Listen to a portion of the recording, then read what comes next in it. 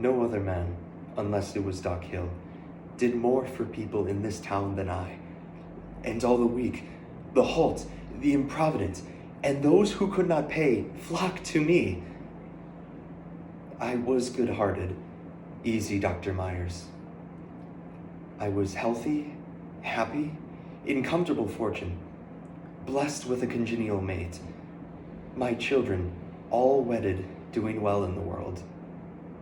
And then, one night, Minerva, the poetess, came to me in her trouble, crying. I tried to help her out. She died. They indicted me. The newspapers disgraced me. My wife perished of a broken heart, and pneumonia finished me.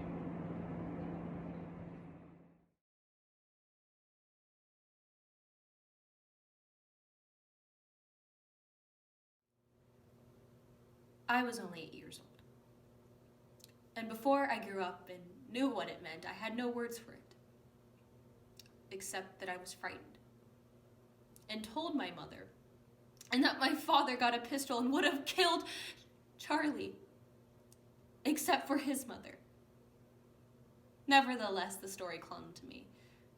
But the man I married, a widower of 35, was a newcomer and never heard it. Until 2 years after we were married.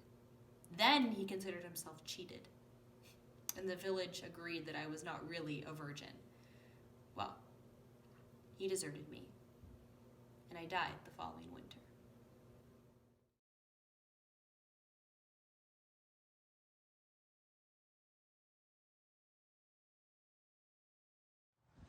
In life, I was the town drunkard. When I died, the priest denied me burial in holy ground, the which redounded to my good fortune, for the Protestants bought this lot and buried my body here, right next to the banker Nicholas and his wife Priscilla. Take note, ye prudent and pious souls, of the cross currents in life, which bring honor to the dead who lived in shame.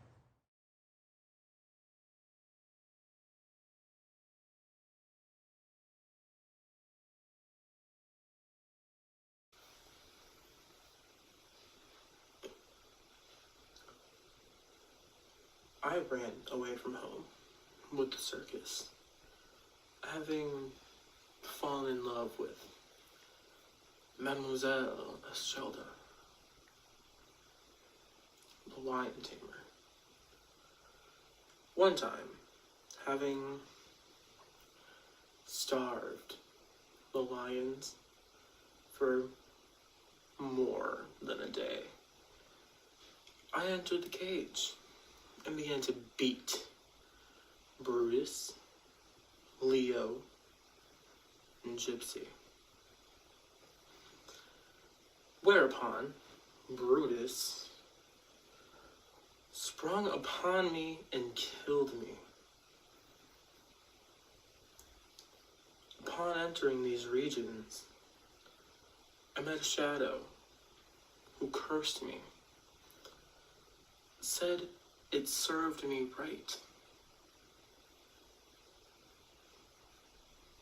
It was Robespierre.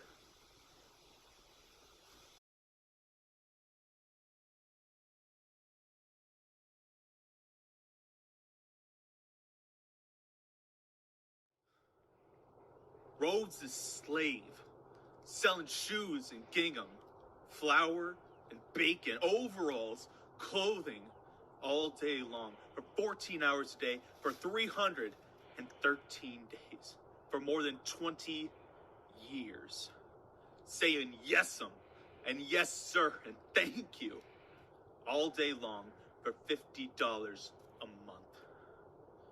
Living in this stinking room in the Rattletrap commercial, and compelled to go to Sunday school and to listen to Reverend Abner Pete 104 times a year for more than an hour at a time. Because Thomas Rhodes ran the church as well as the store and the bank. So while I was tying my necktie that morning, I suddenly saw myself in the glass. my hair all gray, my face like a sodden pie. So I cursed and cursed. You damned old thing, you cowardly dog, you rotten papa, you Rose's slave! Till Roger Bowman thought I was having a fight with someone. And looked through the transom just in time to see me fall on the floor in a heap from a broken vein in my head.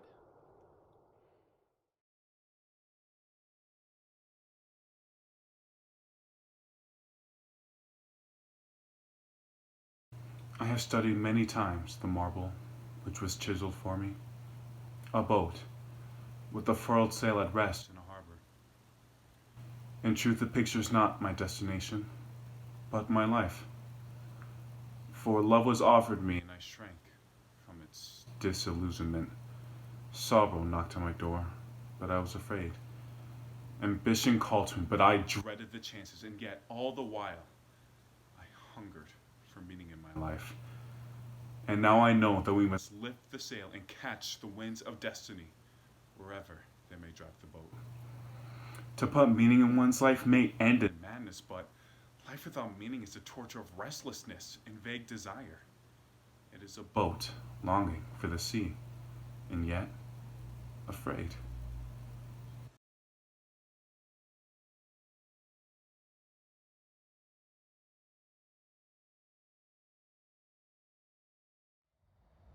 Maurice, weep not, for I am not here under this pine tree.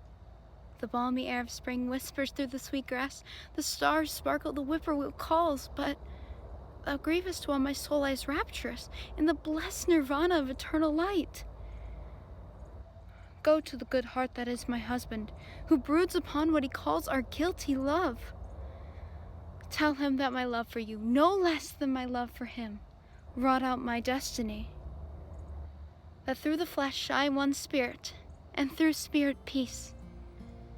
There is no marriage in heaven, but there is love.